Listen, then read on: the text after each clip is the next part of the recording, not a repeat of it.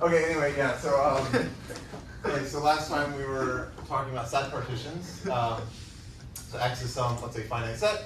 Pi of X is the collection of set partitions ordered by reverse refinement. So remember, this just means to go up in this poset, you are merging blocks together.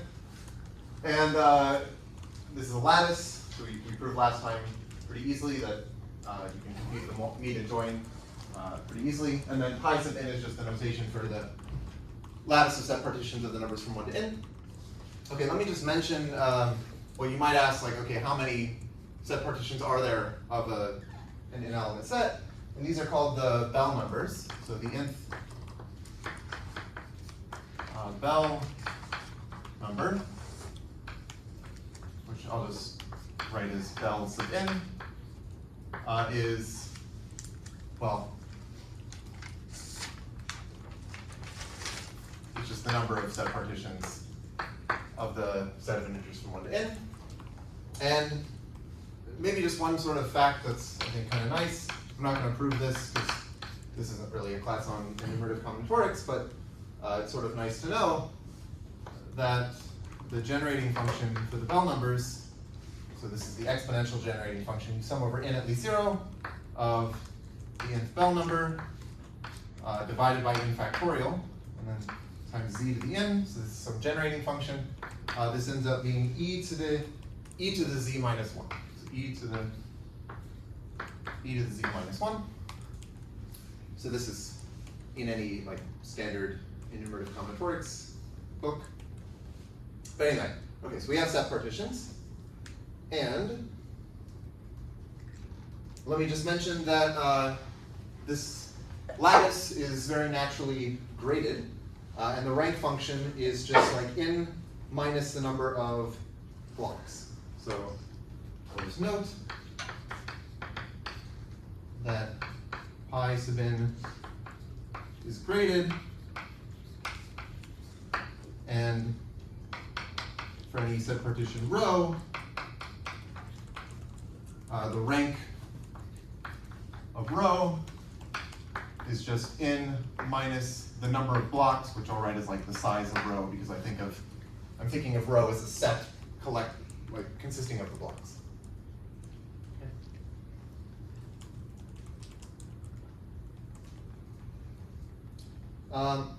Okay, so here are a couple ways of representing a set partition diagrammatically. So for a set partition rho in pi n, we can draw okay, so I'm going to call the first one the arch diagram. I think people call these arc diagrams, so without the h. But I had a different thing that I was calling arc diagrams, and they're kind of similar, but just to distinguish them, I'm going to call these arches. But they also look like arches. Or we can represent it as what I'll call the convex hull diagram. And I'll draw examples of these.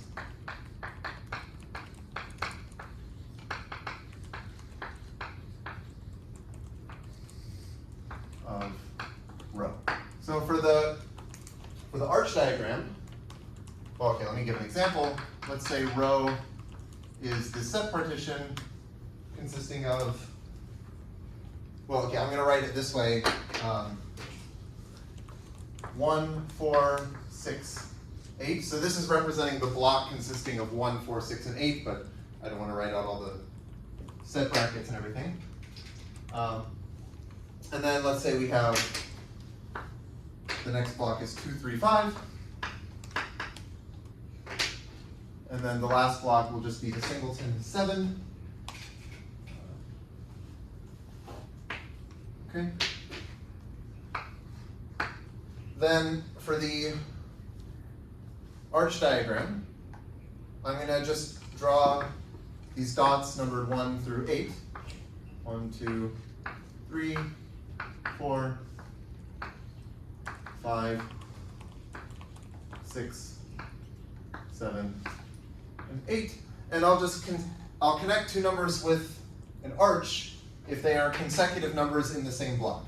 So for the block 1, 4, 6, 8, I'll draw arches from 1 to 4, and 4 to 6, and 6 to 8. And for 2, 3, 5, I'll draw these arches from 2 to 3, and 3 to 5. And then for 7, well, it's a singleton, so maybe I'll just draw a little loop there to represent that it's a singleton block. Okay? Now, okay, so this is the arch diagram, and then the convex hull diagram is where I'm going to draw a circle. And I'll put the numbers 1 through 8 around clockwise.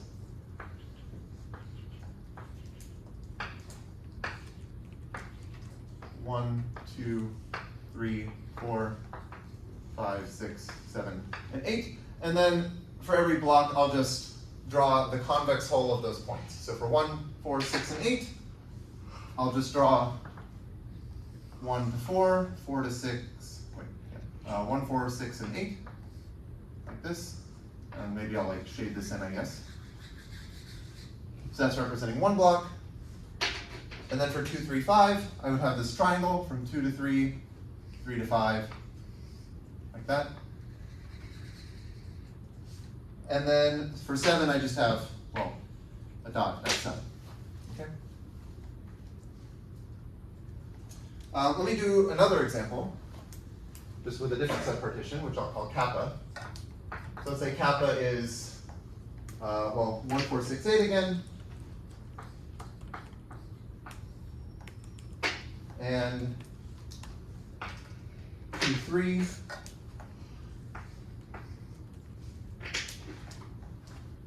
And then maybe 5 will be a singleton in orange.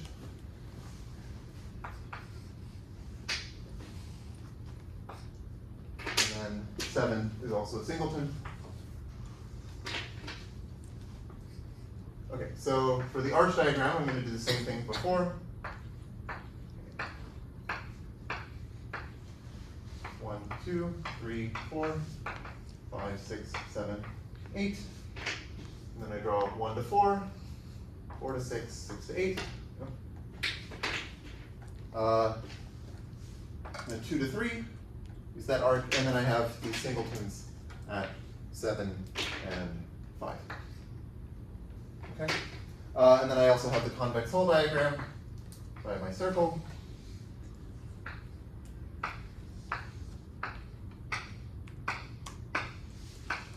One, 2, 3, 4, 5, 6, 7, 8.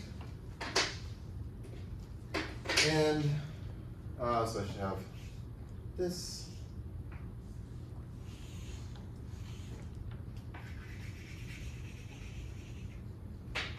And now 5 is a singleton, 7 is a singleton, and I have 2, 3. Okay? Okay, so now I want to define a special type of partition, which is called a non-crossing partition. And these end up having a lot of cool properties. So a partition, by this I mean set partition, rho in pi n is non-crossing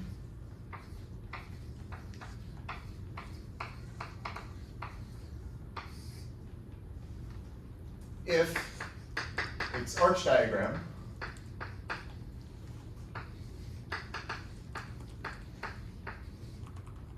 can be drawn so that none of the arches from different blocks cross each other.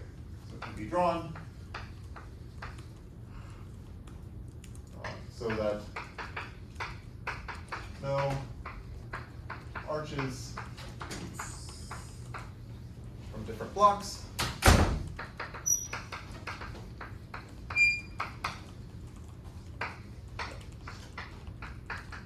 cross.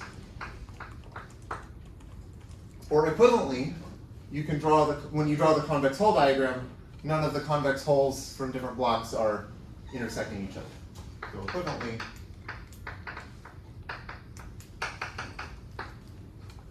rho is non-crossing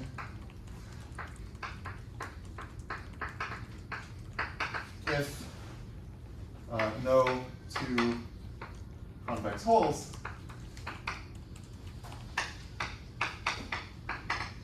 in the convex hull diagram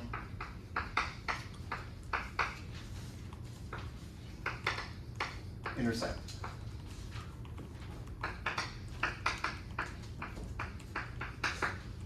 Okay. So this is not a non-crossing partition because the red block is crossing the yellow block, but this is a non-crossing partition because there are no crossings. Okay. Okay, and I'm gonna let NC sub n be the set of non-crossing partitions of bracket n. So I'll be the, well actually let me define this to be the subposet of pi n consisting of non-crossing partitions.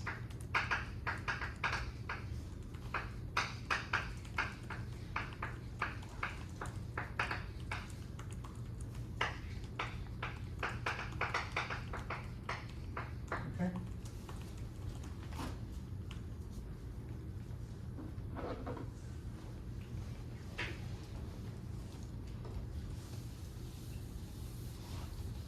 Any questions up to here? Okay. So here's an easy theorem.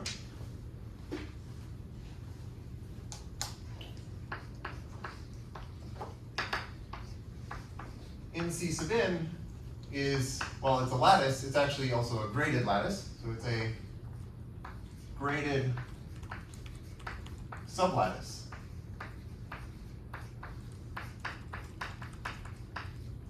Of pi n. Okay. And again, this means that it's a subposet, which is a lattice, but also the meet operation and the join operation in this lattice are the same as in pi n. Okay. Well, this is pretty easy. You kind of just like think about the definition of the sentence, not so hard. But if, well, okay, I'm not really going to say anything substantial here, but if rho and rho prime are non-crossing, then the meet and join of rho and rho prime are non-crossing. Okay, well, this is kind of what it means to be a sublattice, but this is just, you sort of think about like how I define the meet. Remember, this is like the least common refinement, or yeah, the common refinement of rho and rho prime was the meet, and that was just where like two numbers are in the same block of the meet, if and only if they're in the same block of rho and they're in the same block of rho prime. And then for the join, it was where two numbers are in the same block if and only if, like in the join, if and only if they're in the same block of rho or they're in the same block of rho prime. And you just kind of check, you just sort of stare at it and see that this preserves being non-crossing. And then also, you can just check that as in pi n, there's this rank function is given by, well, rank of a non-crossing partition rho is just, again, n minus the number of blocks of rho. So it's the same rank function. Okay, so last time I drew this big picture of pi 4, and then I think I was planning to like pick out the non-crossing ones. I'm not going to draw it again, but you can imagine that you could do this. I don't know if you have it in your notes. There's actually one partition of size 4, which is not non-crossing, and it's the one where you have like this arch diagram. So 1 and 3 are in a block, 2 and 4 are in a block. All of the others are non-crossing, and so yeah, you're just sort of deleting one element from the picture that I had before. Okay.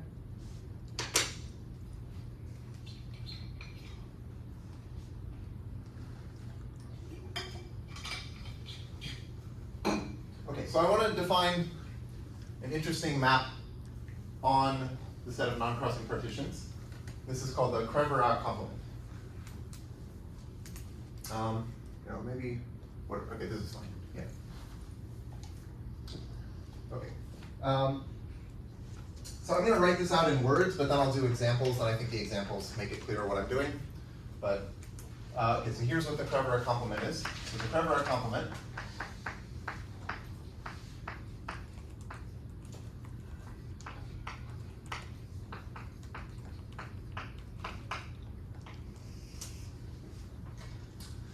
this is some operator is, what's the map that I'll denote by K, and it goes from non-crossing partitions of size n to non-crossing partitions of size n, and it's defined as follows.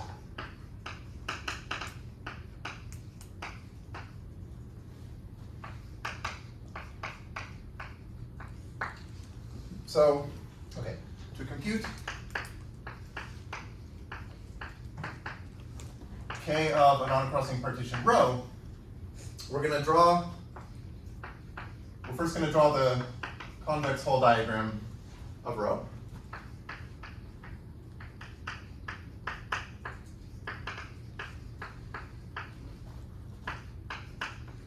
Okay, and then I'm going to draw a number that I'll call I prime between I and I plus 1 for all I. This is mod n. And again, I'll show you an example. And then I'm going to fill in the largest non-crossing partition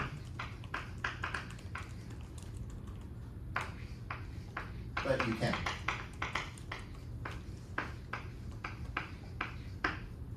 And then delete rho and the numbers 1 through n, and then finally delete the primes. Okay, this might sound confusing, so let me do an example.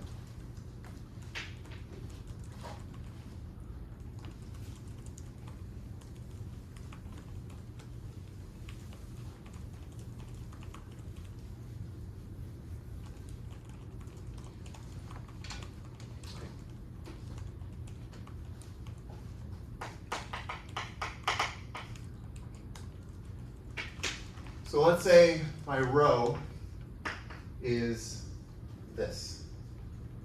So I have my circle, and I'll have n equals 8.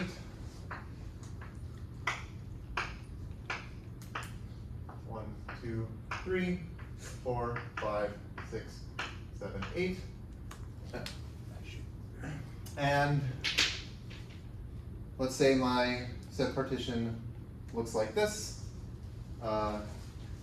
Let's say I have 1, 3, and 6 are in a block, and 7 and 8 are in a block. And then 2, 4, and 5 are just singletons, and maybe I won't put them in colors. Okay, so it's just 1, 3, 6 is a block, 7, 8 is a block, 2 is a singleton, 4 is a singleton, 5 is a singleton. So now, what I want to do is for the first step, okay, let me draw this again.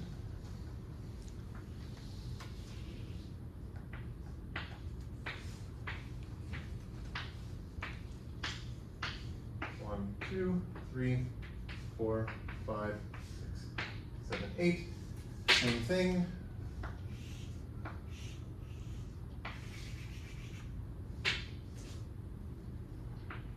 Oh, actually, let me use one color. Let me just do this. We just use yellow for this set partition, okay? That way I can draw the Crevera complement in another color. Okay, so this is what I had there. But now I'm going to draw these prime numbers, maybe in green. So I'll have 1 prime, which will be between the 1 and the 2. And I'll draw a 2 prime between 2 and 3. 3 prime will be between 3 and 4, and so on. 4 prime. Here's 5 prime, 6 prime, 7 prime, and 8 prime. And now I'm going to basically try to draw more like convex hole things on the prime numbers, and I want to fill it in so that it's like as filled in as possible, but so that the whole thing is still non-crossing. So for example, I can connect 1 and 2 with a little line segment, because now that's not crossing any of the yellow stuff. And I can also connect 3 prime, 4 prime, and 5 prime with a little triangle, because that's not crossing any of the yellow stuff. Or maybe I should have said this part is yellow as well. And then the 6 prime and 8 prime can be connected. And the 7 prime has to stay isolated because it's sort of being separated from everything else with this, by this little yellow line segment. Okay. But now, the next step, which I will do here, okay, let me just draw it again. Let me do this. I'm basically going to delete the yellow stuff, and I delete the original numbers, so that now I'm just left with this thing. 1 prime, 2 prime, 3 prime, 4 prime, 5 prime, 6 prime, 7 prime, 8 prime, and I still have these. 1 prime to 2 prime, and then I have 3 prime, 4 prime, like that. And I've just deleted the original numbers. And now I just get rid of the primes. I say, well, now this is my new set partition. And so this is K of rho.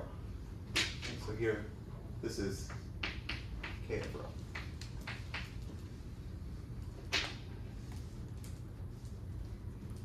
Okay, well, let me do this again, but starting here. So I want to now compute K of rho and see what happens. So maybe I'll do this one sort of in one picture. Okay, so we're going to have the 1. So now this is my 1. This is my 2, 3, 4, 5, 6, 7, 8, and I'm going to draw my prime numbers. So now I have 1 prime between 1 and 2. I have 2 prime is going to be between 2 and 3. 3 prime, 4 prime, 5 prime, 6 prime. Let's see, maybe this should be. Let me try to draw this a little bit better. So I think I want something like this. Here's my 4. Okay, and here's my 3 prime. Okay, and then I have 7 prime, 8 prime, like that. And I have my green set partition here, like this. And now I'm going to fill in as much as I can in the white stuff now. So now I get this. Yeah.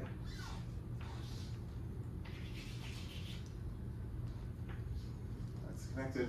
And then these have to be isolated. And then I delete the green stuff.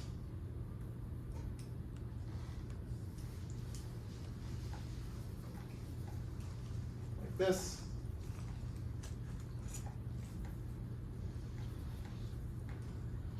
And then I erase the primes. Okay? And what you should observe is that this is exactly the same as this. Like the pictures look the same, except that the numbers have been rotated. So here, like 1 was at the top, but now they rotated so that the 8 is at the top. And that's basically because when I drew the primes, I sort of said, okay, like the 1 prime here should be a little bit clockwise of this one, but then when I drew the 1 here, it was a little bit clockwise of that. So overall, each number just got shifted 1 space clockwise. But this is, well, this is k squared of rho. Is that okay? So let me just note that if you apply k squared, this just rotates the partition. So just rotates the partition one step.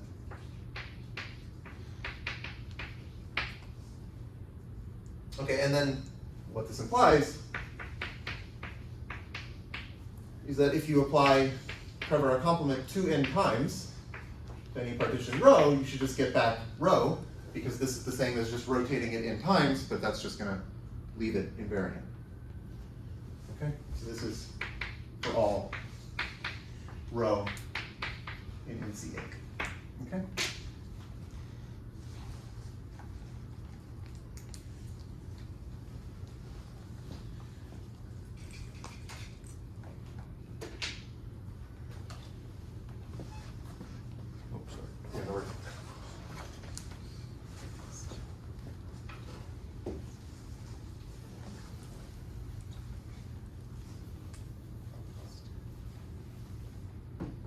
Any questions about this?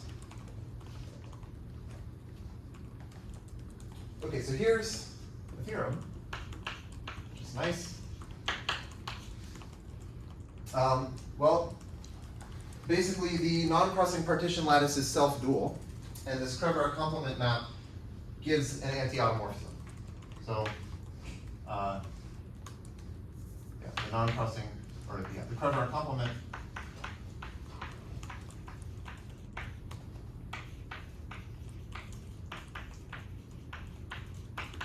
operator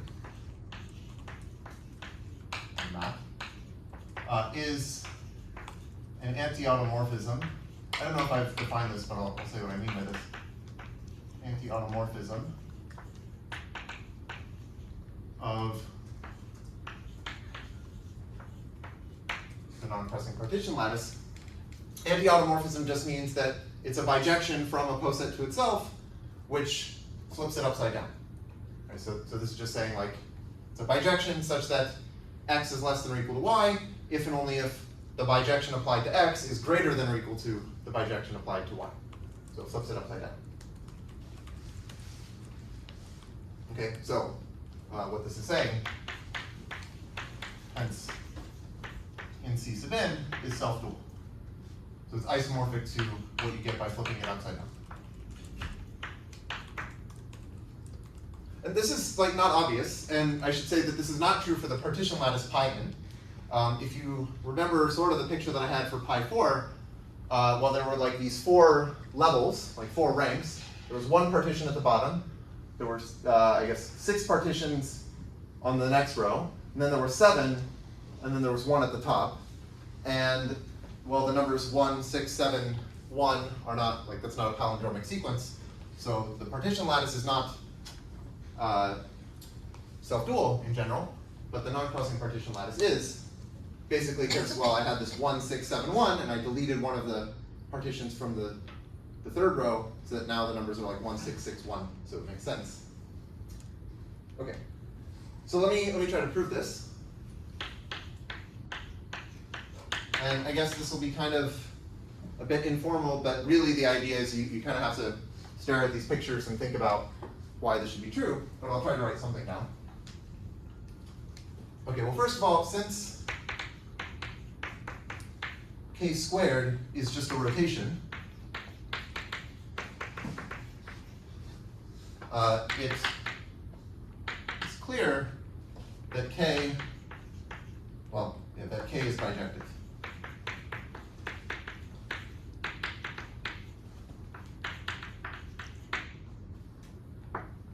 Right, like k squared is a bijection because you can just rotate the other way. That's the inverse, and so that's going to imply that k is actually a bijection. Okay, so we need to show that a non-crossing partition rho is less than or equal to a non-crossing partition rho prime if and only if k of rho is greater than or equal to k of rho prime. Well, yeah, I mean, this is kind of just the part where you kind of stare at it. But the point is that you get rho prime from rho by merging some blocks. And if you think about how we did this sort of filling in procedure, if rho prime is just obtained by merging blocks of rho, then k of rho prime should be obtained by splitting blocks of k of rho. So let me just try to write that. So suppose rho is less than or equal to rho prime. Since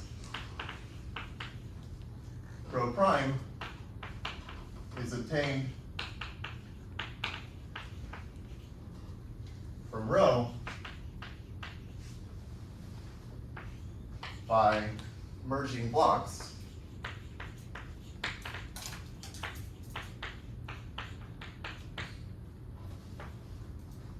well, k of rho prime is obtained from k of rho by splitting blocks.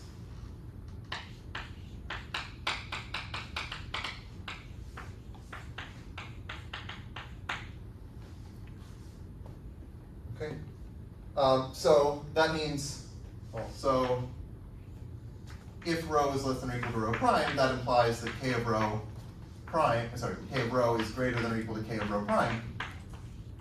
You have to prove the opposite direction, but that's sort of the same argument. So yeah, the other direction is similar.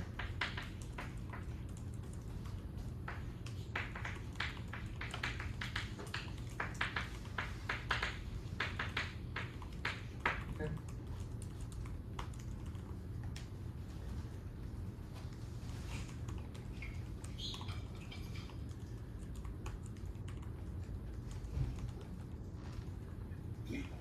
Well, one thing you might ask is how many non-crossing partitions there are. So here's a fact.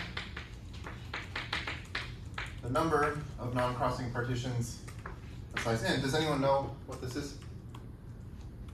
How many non-crossing partitions there are? Catalan number? Yeah, it's the Catalan number. Yeah, everything's Catalan.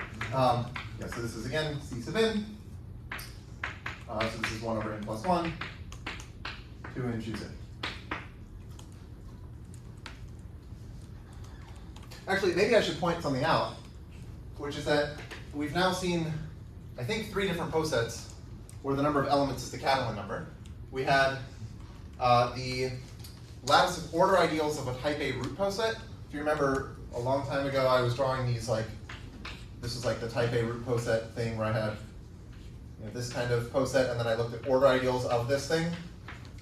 And the lattice of order ideals of this poset was Catalan number. I said this was in bijection with dict paths, and I had some picture where I was like drawing a dict path that kind of went right above the order ideal. And then we also had the Tamari lattice. And actually, we've had lots of posets. We had all the Cambrian lattices, and those all had Catalan many elements. And then now we also have the non-crossing partition lattice, and these are all different.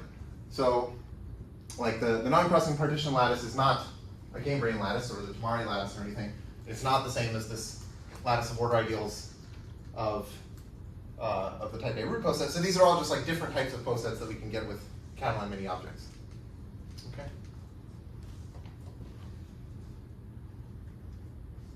Okay. Maybe I'll also mention one other thing, which is sort of a refinement of this. So the number of non-crossing partitions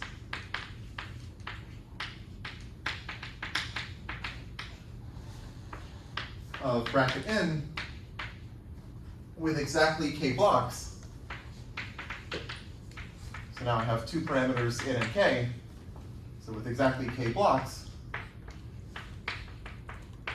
is something called a Narayana number. the Narayana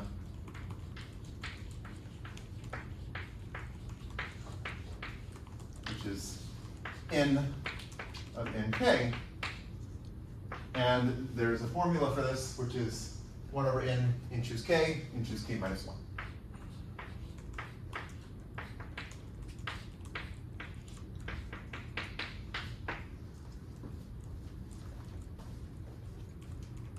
And, well, I'll just say that we know that this lattice is self-dual, so these numbers should be symmetric in K, in the sense that, well, I'll just note that n of nk is the same as n of n comma n plus 1 minus k. I mean, this is something you can just check with this formula. You just plug that in and you see that they're the same thing. But it also follows from the fact that the non-crossing partition lattice is self-dual because we have the Krevra complement map. And so, like, this is the number of elements of rank k, or no, sorry, this is the number of elements of rank, I guess, n minus k.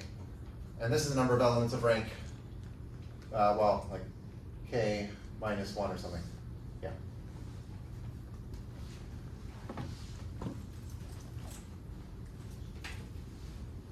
Okay.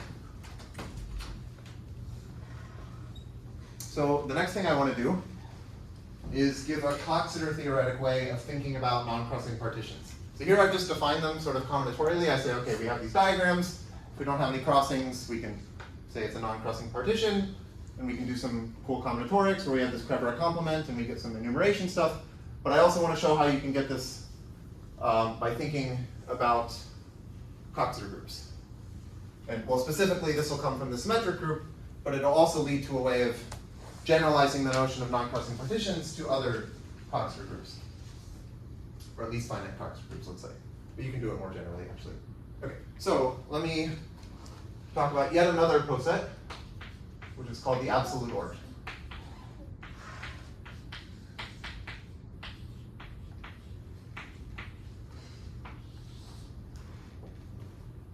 Okay.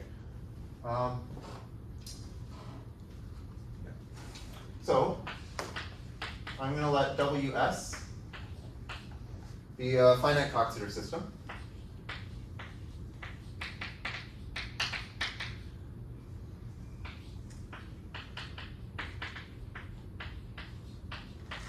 Okay, so remember, this means that W is some group generated by S. S is the set of what are called simple reflections, and they satisfy some relations that I wrote down at some point. And specifically, we might be interested in the case when this is the symmetric group. So W is the symmetric group, and then S would be the set of adjacent transpositions. So I'll just say, okay, take W to be Sn if you want.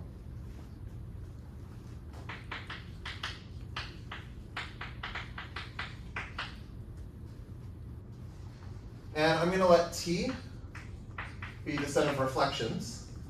So remember, these are just the things that are conjugate to the simple reflections. So they're elements of the form WSW inverse, where W is in the group, and S is a simple reflection. Okay? So this is a set of reflections, which I think I've maybe defined before, but if not, okay, this is the definition. And I'll just remind you that reflections in Sn are just transpositions.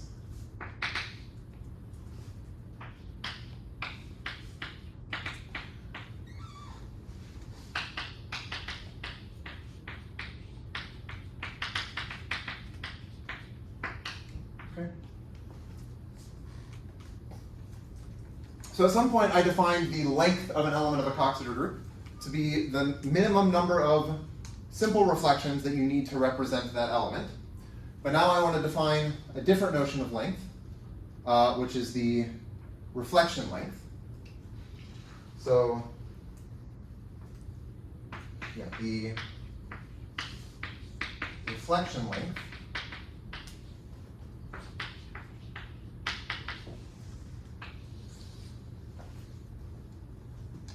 of an element little w.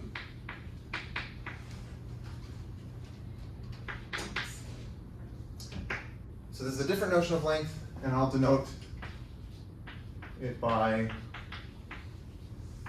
L sub t of w. This is just the smallest number of reflections that I need to represent w. So earlier when I was defining length, I said it's the smallest number of simple reflections, but now I'm saying you're allowed to use any reflection to represent it. Okay, so it's this is the smallest number of reflections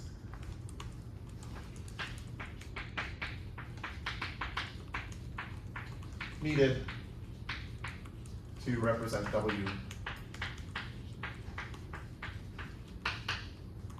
as a product.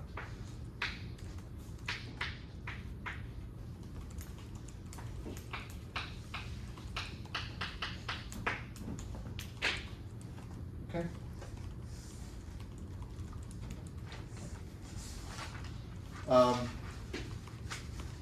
Let me give an example.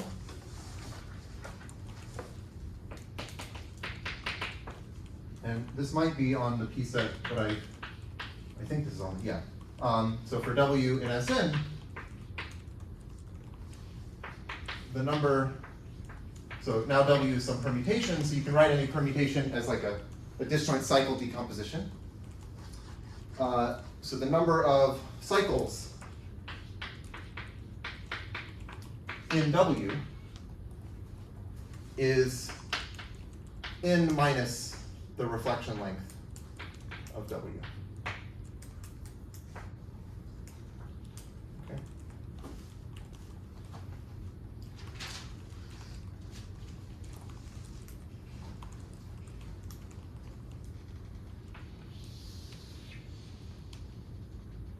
Okay, any questions up to here?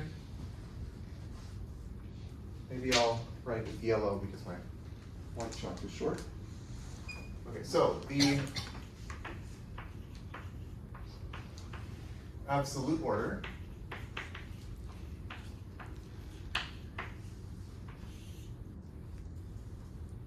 this is a partial order on the Coxeter group. So it is the partial order,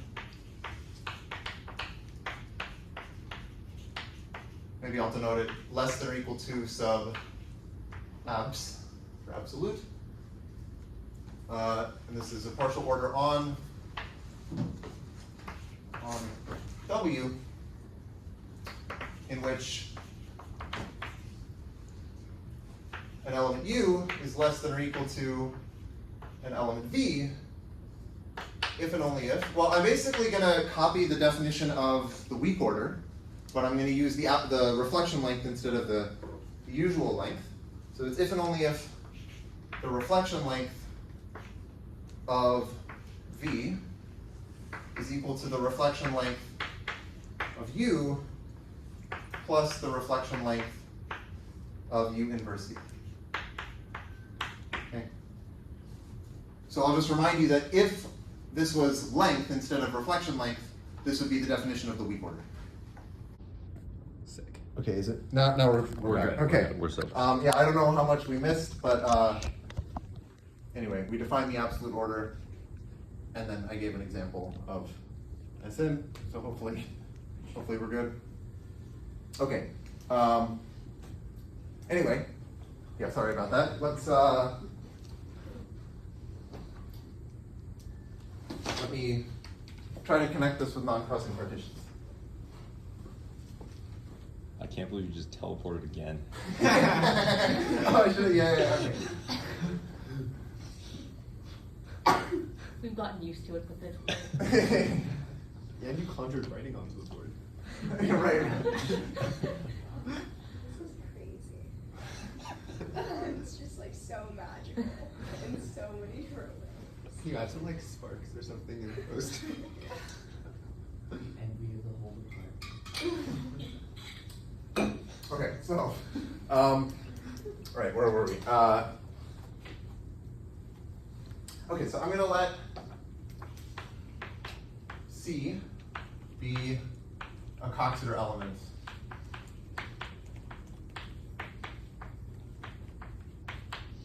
of W.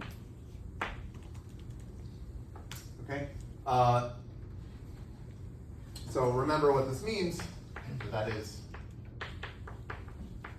C is just something that I get by multiplying all of the simple reflections together with each one used exactly once.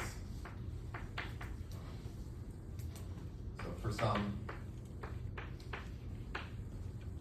ordering SI1 through SIR of S. Okay. Thanks. And I'll just mention a fact, which is that if you take the reflection length of a Coxeter element, this is actually equal to the number of simple reflections, which is also the maximum reflection length that an element can have. So it's equal to the max over W and W of reflection length. So actually, as an example here for Sn, if you think about, like let's just think about the standard Coxeter element where it's like S1, S2, S3, dot, dot, dot, Sn minus 1. That would correspond to the in cycle that sends 1 to 2, 2 to 3, 3 to 4, all the way to n minus 1 goes to n, and then n goes back to 1. So there's one cycle of length n. And so if you believe me here, then the number of cycles is 1, which should be n minus the reflection length. So that means that the reflection length is n minus 1.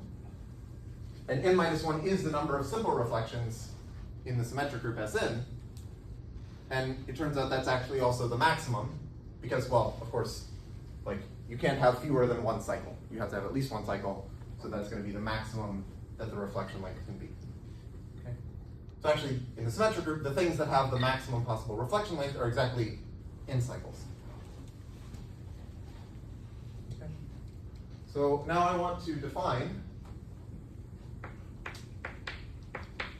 NC of W comma C to be the interval between the identity element and the Coxeter element C in the absolute order. Okay? So I have my Coxeter group W, C is some Coxeter element. I look at the absolute order, and inside of the absolute order, I take the interval between the identity element, which is at the bottom, and some Coxeter element, which would be somewhere at the top. Okay? And this is called the C non-crossing partition lattice.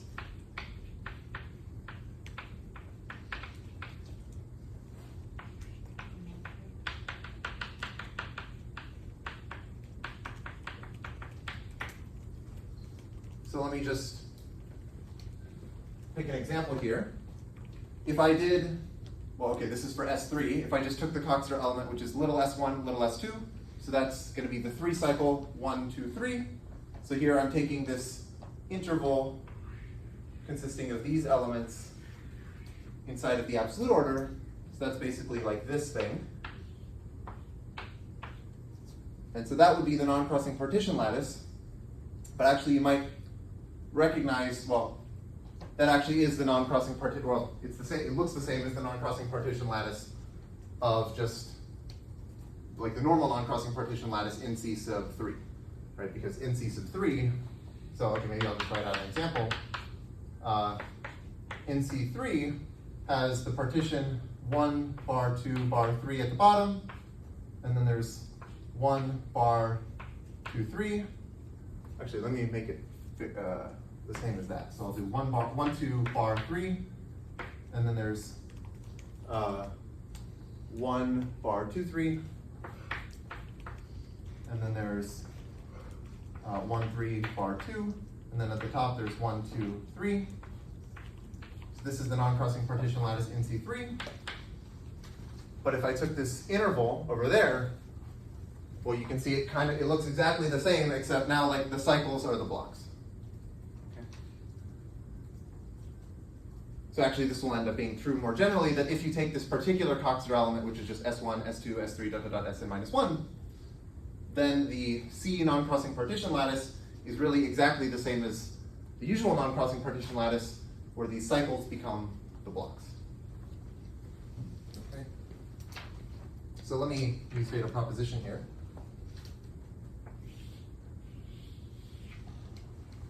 Yeah, so one thing that's kind of interesting is that, so let's say I have two different Coxeter elements, C and C prime. Okay, so let these be Coxeter elements.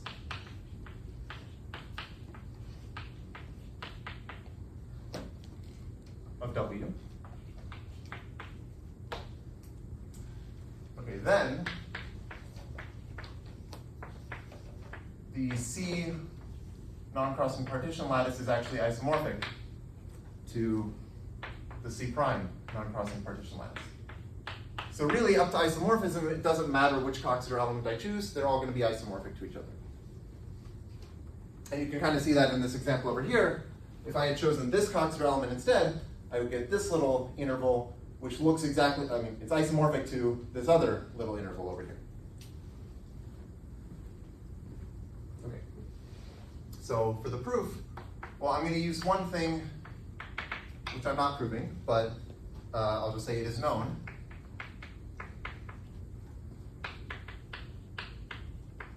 That any two Coxeter elements are conjugate to each other. Any two Coxeter elements of a finite Coxeter group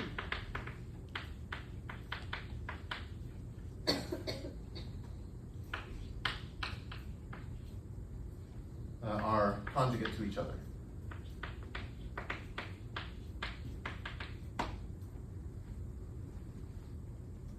Okay, so my C and C prime are conjugate. That means there exists some U in W such that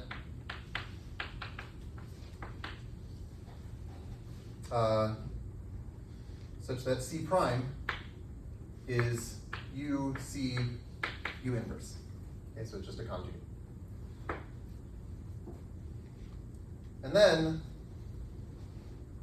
well, the map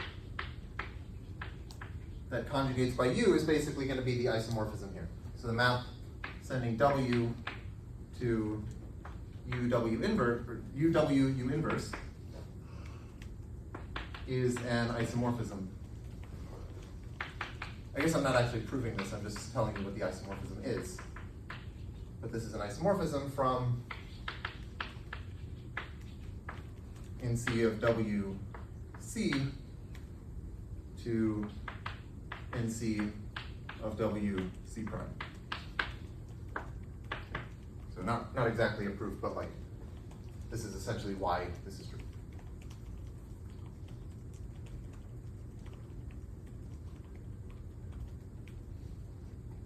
Okay.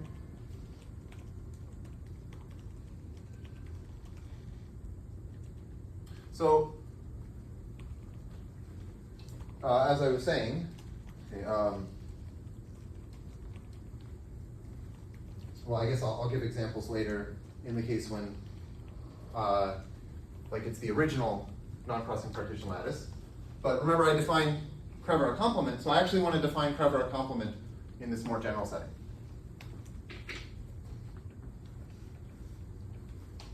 Okay, so let me state a lemma.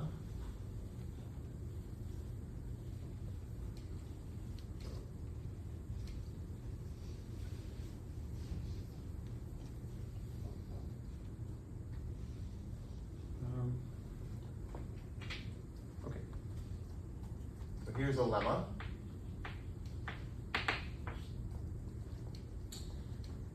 If I take any two elements U and V in my Coxeter group, we have that the reflection length of U is equal to the reflection length of u conjugated by v. So all I'm saying is that conjugation does not change reflection length.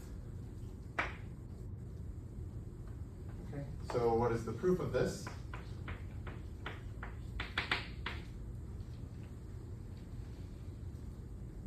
Well, okay, let R be the reflection length of u. Okay, so then we can write u as a product of R reflections, right? That's what reflection length means. It means I can write it as a product of this many reflections, and this is the minimum possible reflections. So where T1 through TR are reflections.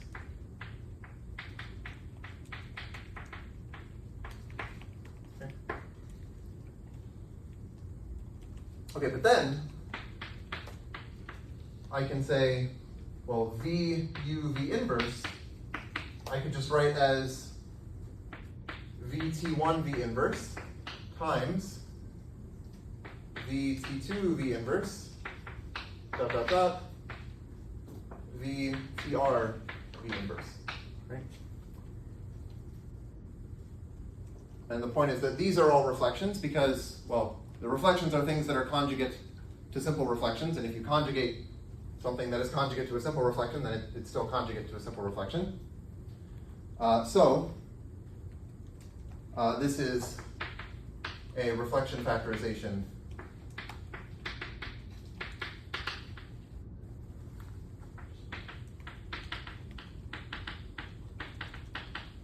of VU V inverse. Okay, but then this just immediately implies that the reflection length of VU V inverse is less than or equal to R, because there is some reflection factorization that uses R reflections, so the minimum number that I need is at most R. But then, well, okay, this is showing that the reflection length of this conjugate is less than or equal to the reflection length of U, but you could then just conjugate by V inverse and get the reverse inequality. So I'll just say a similar argument.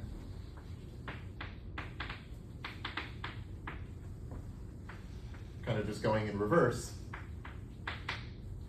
shows that the reflection length of U is less than or equal to the reflection length of VU V inverse. Okay.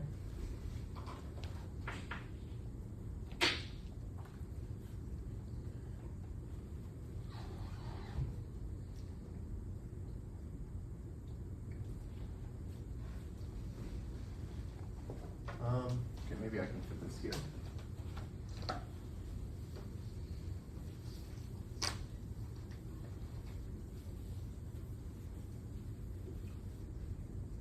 Okay, so again, my goal is I want to define Krevera complement. So actually, what this is going to be is, so I'll say, let me write this proposition. So if I take any W in the C non-crossing partition lattice,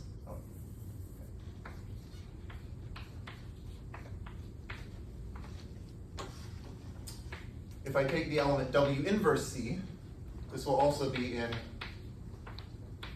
the the C non-crossing partition lattice. And actually, this is going to be the Krevera complement of W. So it'll be just the map that sends W to W inverse C, which is kind of a very nice algebraic way of thinking about it. Because like earlier when I was drawing this, I said, okay, you draw this picture and you write these prime numbers and then you fill things in, then you delete things and you delete the primes, and it's sort of this weird combinatorial process. Here it's just very natural algebraically, it's just saying W goes to W inverse times C. Okay, but let me first prove that this actually is a well-defined map from the non-crossing partition lattice to itself. So proof.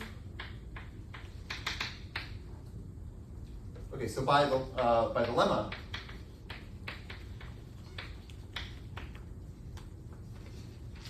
I know that the Coxeter length, or sorry, the reflection length of W is equal to the reflection length of W conjugated by C inverse. Right, so conjugation doesn't change reflection length. That's what the lemma says. And since W is in the non-crossing partition lattice here, well, by definition, that just means that it's less than or equal to C in the absolute order. Right, so since W is less than or equal to C in the absolute order, we have, well, I just use the definition. I say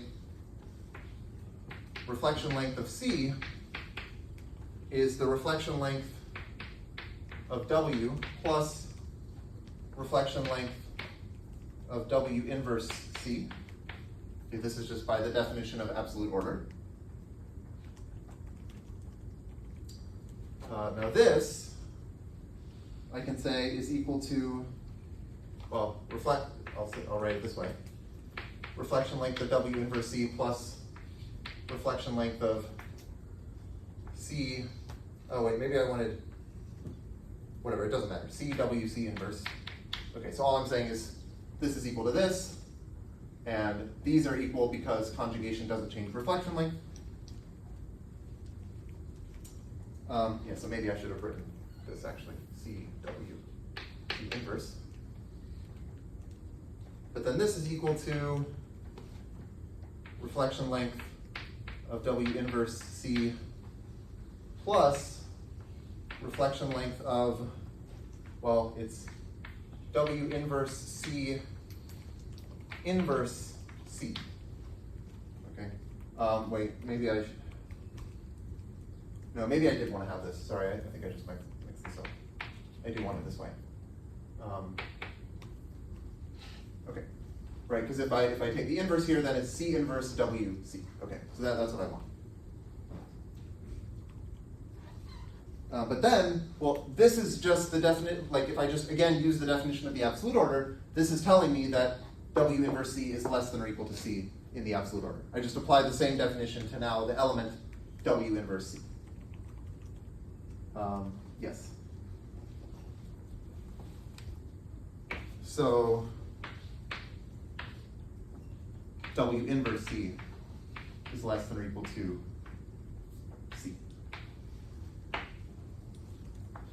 Okay.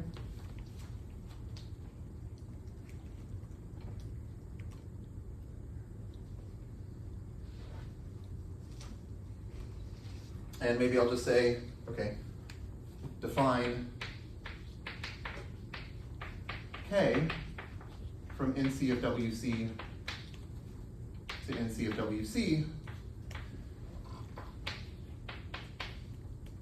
by, well, K of W should be W inverse C.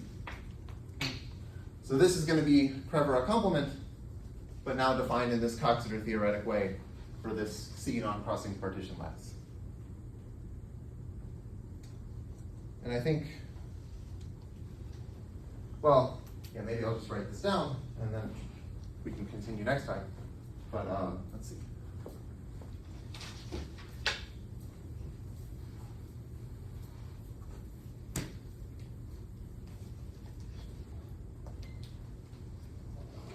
So if I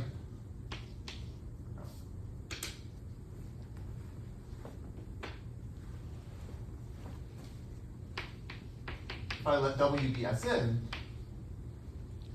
and C be just the Coxeter element S1, S2, Sn minus 1,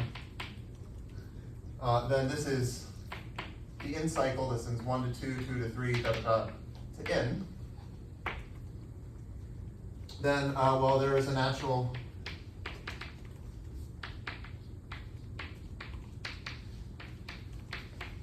isomorphism that goes from the original non-crossing partition lattice that I defined combinatorially to this C non-crossing partition lattice. And all you do is just draw the convex hull diagram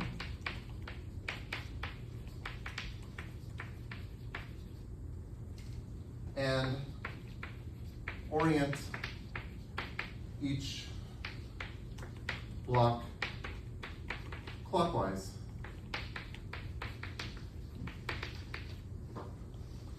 to get cycles.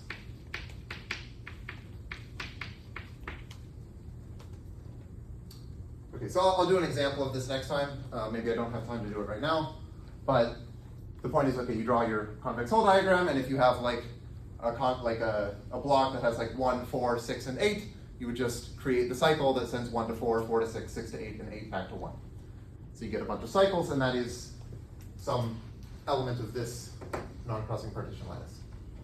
And under this isomorphism, these two notions of Krevra complement end up being the same. The combinatorial definition that I gave earlier, and then this one defined algebraically. Okay, so I think that's all for today.